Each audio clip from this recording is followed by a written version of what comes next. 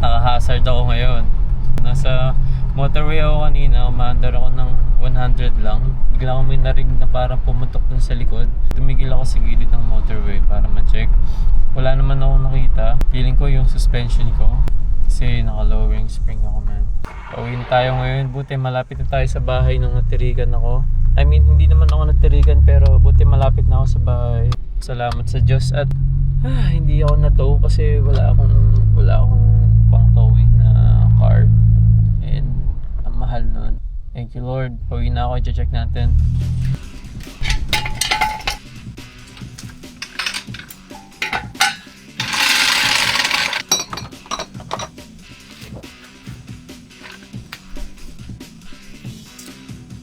It's Sunday, nakaisang araw nang sira yung aking sasakyan. Ayusin na natin, nakahiram ako ng gamit.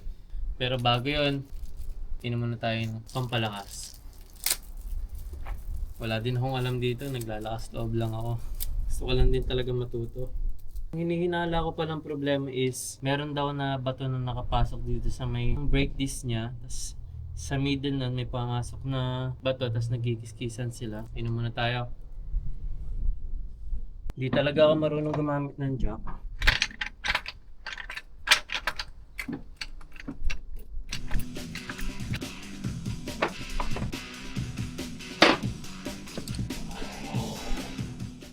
Higpitan ko ito kasi mukhang maluwag eh. Kanina di ba hindi siya umaangat? Itong maliit na to, yung pipihitin nyo. Pahitin nyo siya ng pakaliwa. Diba? Tapos pagka yung gusto nyo naman siya higpitan, yung hindi siya bababa, ipihitin nyo lang din siya pa kanan. Nabili ko yan sa Temu. So ready na tayo, no? Dito talaga ako duda eh.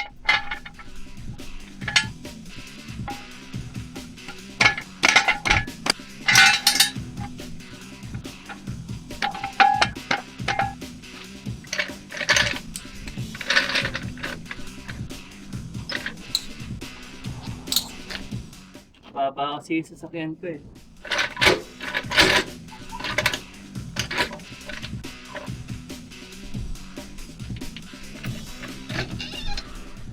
Na-jack ko na yung car ko. Bababa ko na siya ngayon. Actually, nagpapanik talaga ako. Tayo na.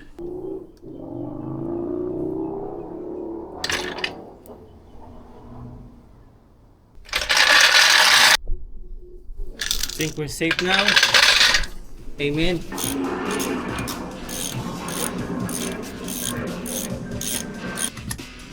One.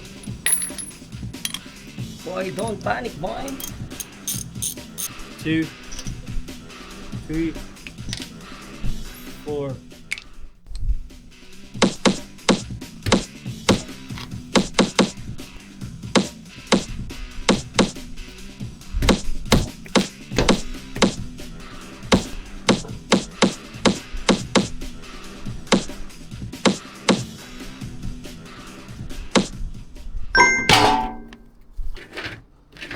Hindi ko alam ba't nila ginagawa yan pero lagi nilang nilalagay yung tires sa ilalim. So ito na yung ano ko. Dito yung problema. Ngayon i-check ko na siya. Dirty hands.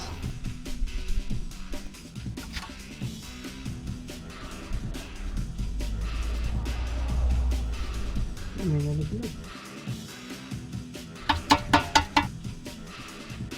Pinanood ko lang yung gagawin ko talaga pero hindi ko pa alam kung ano. And wala akong makitang bato. Parang may nalaglag na kanina. Hindi ko pa alam kung lahat is nalaglag na.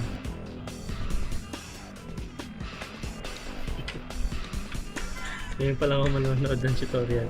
Nakita ko na yung problema ko. Yan. Yan yung bato na problema ko.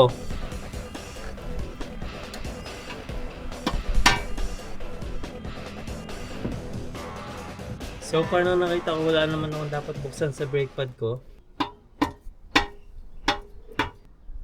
Bushes, kailangan ng palitan. Isang problema na lang. And then, okay na tayo.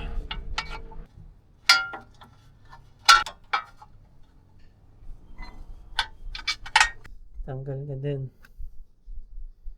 Buto. Hayop. Ford Explorer. Got a brake concern. Hearing a grinding. Oh yeah, you can hear it. Babalik ko na yung gulong sa unahan. Doon naman tayo sa likod mag-check na. Let's go!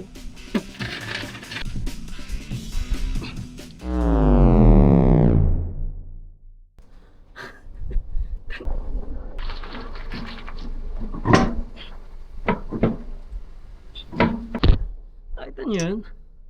Nanginig yung legs ko. Ang bigat pala nito. Yung mga nagpapalit pala ng gulong, hirap na hirap pala sila. Alam ko madali lang to. Ang hirap pala. Ay, kapagod men. Huwag niyo akong tutularan. Kung ano-ano ginagawa sa sasakyan. Gusto niyo na maganda sa sasakyan, sports car agad. Para di na kayo agad mahirapan magpaganda kasi ito, pinaganda ko lang noon dati. Tapos inalis ko din. Kasi natuto na ako. Kumain na ba kayo? Hindi pa kayo kumain. Kasi magpapalipas. Mahalaga ang nutrition sa katawan.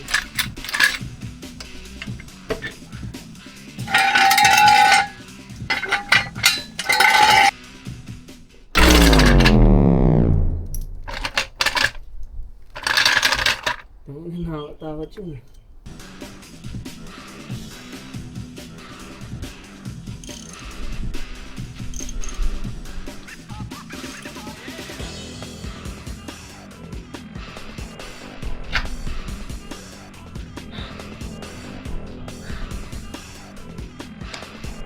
Title nito, how to change your car.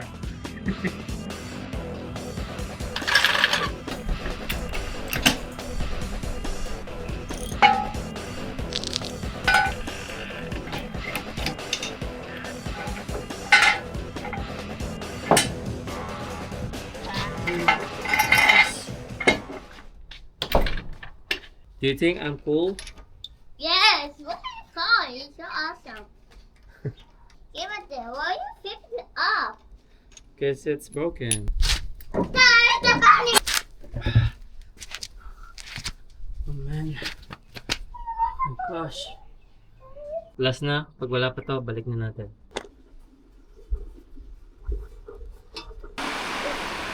Man, umuulan pero okay lang yan.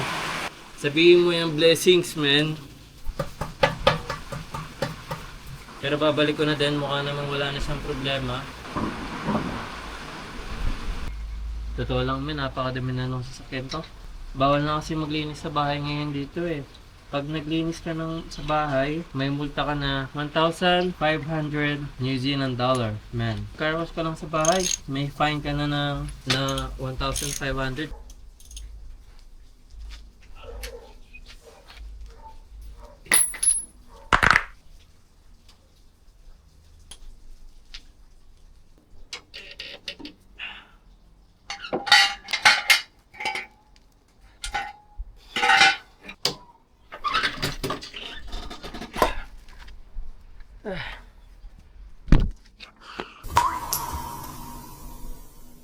Men, pagod na ako dyan. Wala pa akong maayos na kain. 7 PM na ng gabi niyan. Antok na din ako. Nakaka-down rin ng loob. Ikaw ba naman masiraan sa daan, di ba? Sinong hindi madadown? Sinong hindi malulungkot? Lalo na pag may work ka pa nung araw na yun at maaga kang gumising. Pero maiba ko pare. Sasabihin ko sa'yo, normal lang mapagod, umiyak, mabigo, mahirapan, maglabas ng emosyon. At para sa mga lalaki dyan, alam kong mahirap maglabas ng emosyon para sa atin. Kasi ayaw natin makita, maisip ng iba na nahihirapan tayo. Pero pare, sabihin ko ulit sa'yo, normal lang yan. At kung bata ka pa, valid ka. Oo, tama ka. Kahit bata ka pa lang at nakakaramdam ka na ng gantong bagay, brother, normal lang yan.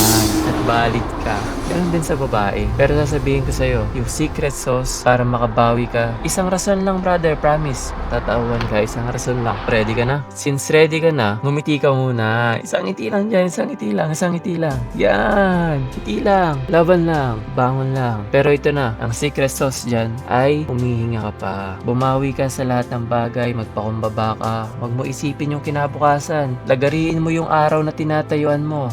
Huwag mo intayin yung kinabukasan kung may gusto kang gawin. Basta, para sa akin, ingat ka palagi, gawin sa mabuti at siguraduhin na lahat ng iyong gagawin ay may Diyos ka sa puso at isipan. Amen ba, brother? Smile ka na ulit. Isa lang. Isa lang. Yan. Hindi dahil sa malungkot ka, dahil laging may pag-asa. Tulad nito, hindi ka umabot sa dulo ng video na to kung para sa wala lang, di ba? Para malaman mo tong balita ko para sa'yo. Yan lang, brother. Ingat ka.